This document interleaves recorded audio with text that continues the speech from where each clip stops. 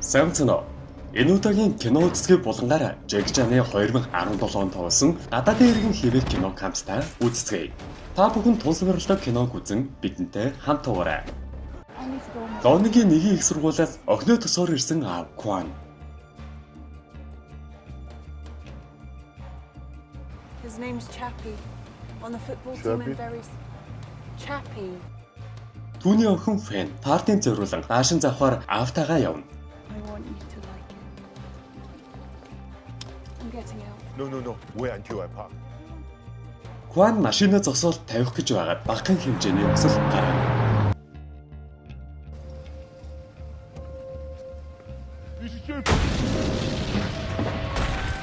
Тэр хашинд хүчтэй дэлбэрэлт үүснээр хэсэгтээ юу болсон үл ойлгогдно.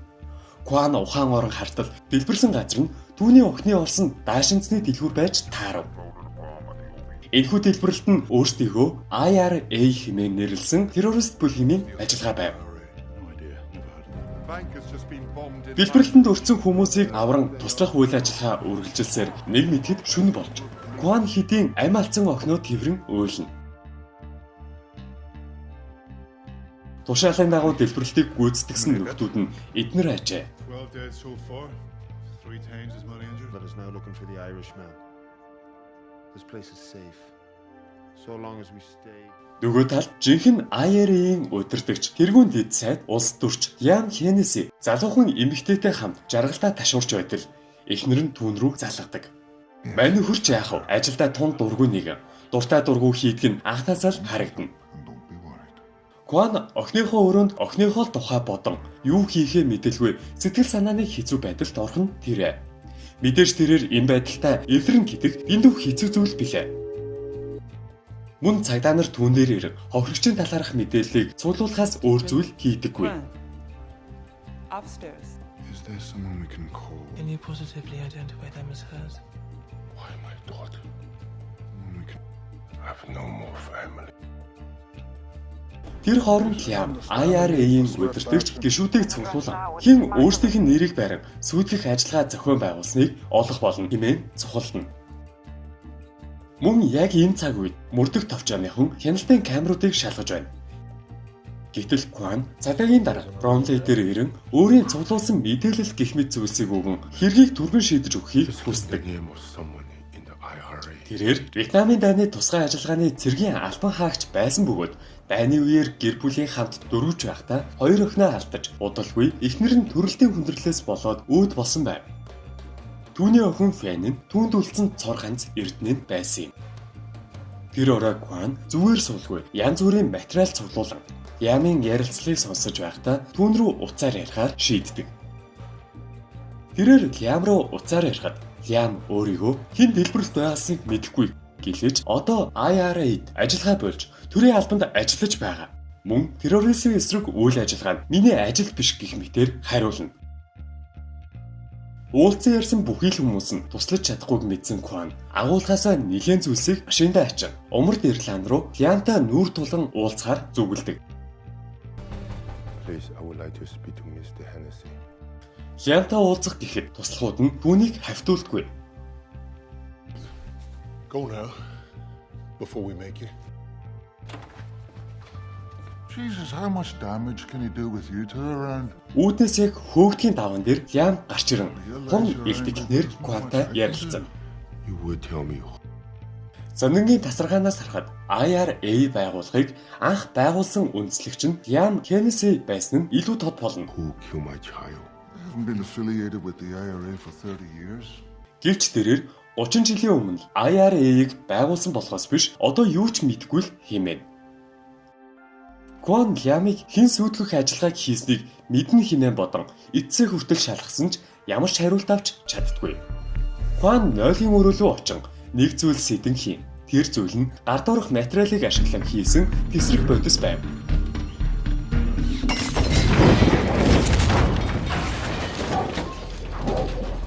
It appears to have been nothing more than a warning. Have you changed your mind? Come to my office and plant. Дараа нь Кван дахин түүн рүү залгаж дахин хариултаа нэгтэл Эсвэргээрээ Лям түүний хэргийг хизээч шийдэж өгөхгүй ил болов. Well, let's check all the hotels and guest houses. Кван дахин тесрэх бодисоо хийн. Лямын ажилтнуудын машинд байрлуулан бас нэгэн сүрдүүлгийг хийв.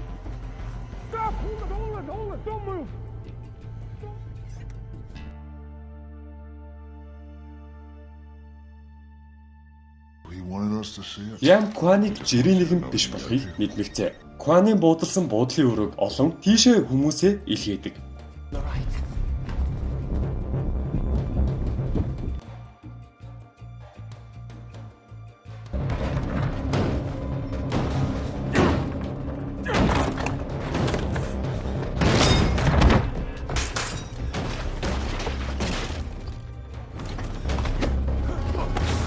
За тэгээд Лямын хүмүүс Квантай гар зөрүүлж эхлэх нь тэрэ.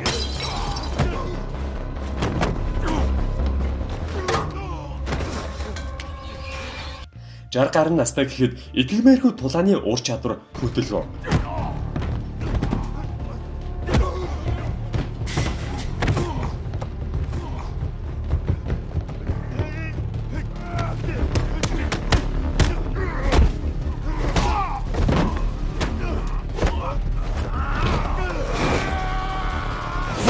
Эцдээ тэрээр 4 хүнийг дийлэн арай хийж зугтана.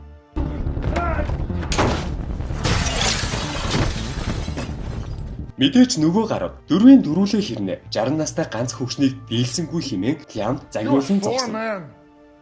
Then he jumped off the roof and slid down like some fucking monkey. Дараагийн өдөр нь Лямыг сэмхнэр дагсан Кван Лямыг Мэги хэмээх залуухан эмэгтэйтэй холбоотой гэдгийг нь мэдэж авна. Кван үүнийг мэдмэгцээ. Лямыг бүр гарцаагүй байдалд хийх нь тэрэ.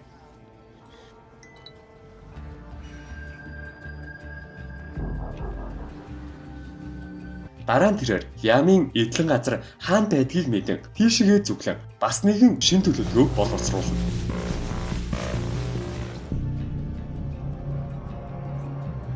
Эдлэн газарт нь нууцаар нэвтрэн тесрэх бөмбөгүүдийг байрлуулж буй Кван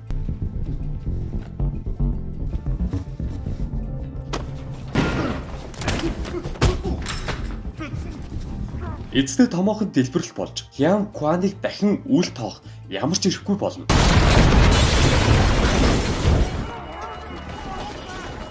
Six more men are on the way from Bell. Мөн дараагийн өдөр нь дахин нэг жижиг тесрэлт үүснэ.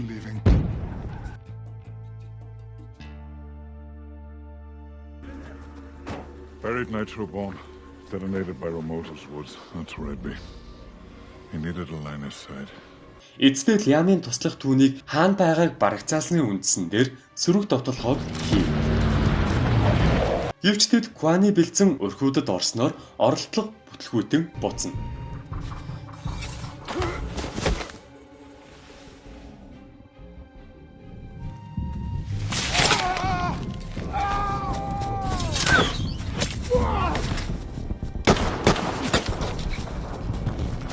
Лямын эхнэр Мэри маш ихээр уурлан энд байж чадахгүй хэмээн хэлж Лондон руу буцан охин дээрээ очихоор болдог.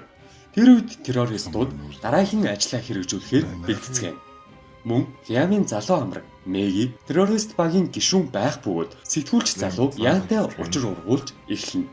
Тэд эцдээ ярилцсны үр дүн ойг маш сайн мэдэх Лямын ав дүү Шон Моррисыг дуудахаар болно.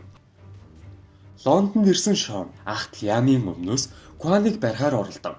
Байж болох бүхий л мэдээллүүдийг цуглуулan авна. Тэрээр ахлагч Бромлигээс мэдээлэл хүсэх боловч Бромли түүнд нүүр өгөлгүй. Өөртөө Кваныг барих болно гэдэг.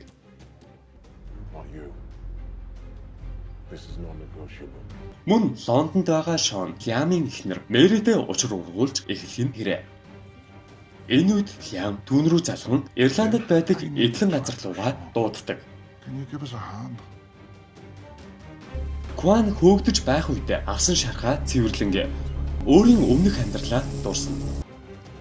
Лям Кваны талаар бүх зүйлсээ судлан түүний өмнөх амьдралыг мэдэн авдаг. Гэтэл түүн дээр ARA-ийн гишүүн Маргарет уулзгаар ирдэг. эцэд дэлбэрэлтийг Маргарет гэж энэ нөхөр зохион байгуулсан байна. Гэхдээ Лиам үннийг хараахан мэдээгүй бөгөөд Маргаретийг зөвхөн сэжгэлж эхэлдэг. Гэтэл Лиамын гэрт Кван хэдийн орж ирэн нуугдсан байв. You killed my dog. Dog's fine. Just sleeping. I'm doing everything I can to find out who's responsible. You're lying. Who killed my daughter? Лиам хэрэгтэн 24 цагийн дотор олон хэмээн Кван амлана. Харин дараагийн өдөр мөрдөх товчооныхон хэргийг хайж байтал ижил цаг үед Лонингийн автобус нь дахин нэг дэлбэрэл болдог.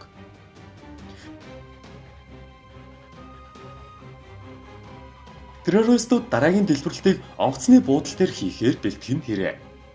Харин ахлагч Бромли дэлбэрэлтүүдийг хэн үйлдсэн болохыг мэдэн Лиамд хэлж өөрийгөө нэр цэвэр үлдэх боломжийг өгч оронд нь Маргаретээс террористуудын байрлаж буй мэдээллүүдийг авч өгөхийг хүснэ. Ингэхдээ Лиам Мэгид ашиглуулж байснаа ч мэдэж мөн эхнэр нь Маргаретэд туслаж байсныг ч мэдэж авна. We both know that.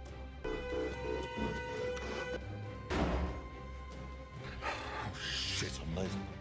Террористууд сэтгүүлчийн ноутбук нь дэлбэлэх төхөөрөмжийг амжин суулгадаг. Not sure it'll be a 2-second one. Шон Кваныг хайснаар эцдээ тэр хоёр тулалтан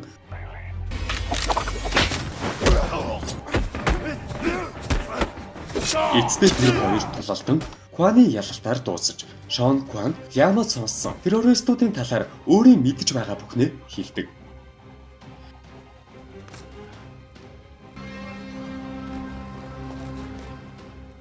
Дараагийн өдөр нь холбооны мөрдөх товчооныхон террористуудын байрлалыг олж барих үед Кванч мөн өөрийн аргаараа террористуудыг барихаар ирсэн байв. Кван сантехникчийн дүрээр гэрт нэвтрэн тэдэндээ тулалдана. Бууга гараасаа алдсан тэрээр аргагүй ирэх нь нүцгэн гараараа үцгэн тэрэ.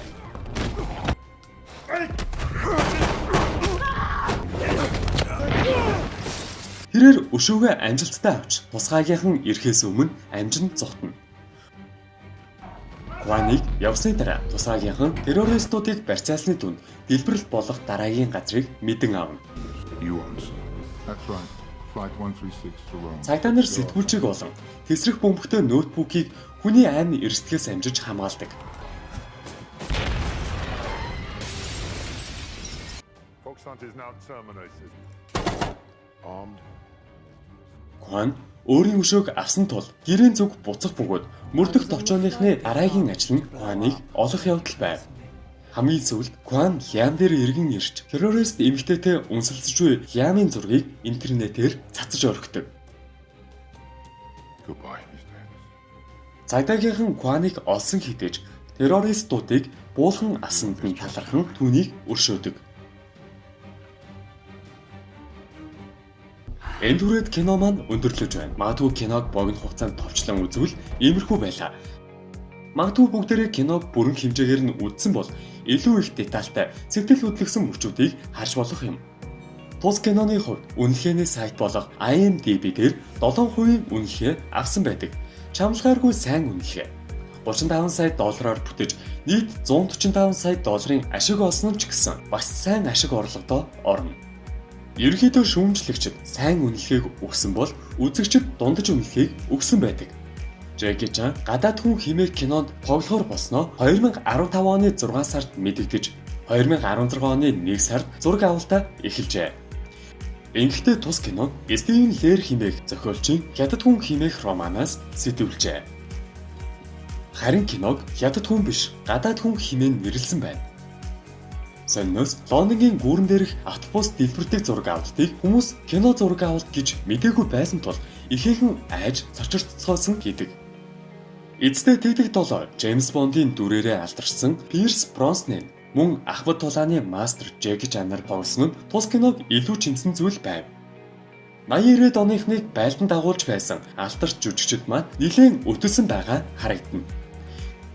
Гэхдээ Пирс Броснангийн жүжиглэх хавьяас Джеки Чаны тулааны үзэгдэл хоёр энэхүү киног гайхалтай амьлуулсныг бүгдээрээ үзлээ. Түүнчлэн Джеки Чан 63 наснда ямар ч залуу хүмүүсээс илүү хөдөлгөөн эрч хүчтэй байсан нь гайхалтай. Учир нь хүн 60 гараад ирэхээр амьдралын идэвхтэй хөдөлгөөн буурдаг билээ. Гэтэл Джеки Чан нас бол зүгээр тоо юм гэдгийг харуулсан мэт санагдана. Мөн кинон дэр бүхэл тулааны үзэгдлүүдэд Джеки Чан өөрөө найруулсан байдаг. Эцэстээ Англи болон Ирланд улсуудын улс төрийн нөхцөл байдлыг мэдж буй үзэгчид энэхүү киног үзсэн бол илүү их зүйлсийг анзаарах байсан гэдэг. За ингээд нэгэн гайхалтай киног хамтдаа үзэн сонирхсон та бүхэндээ баярлалаа. Дараагийн дугаараараа дахин уулзтлаа. Түр баяртай.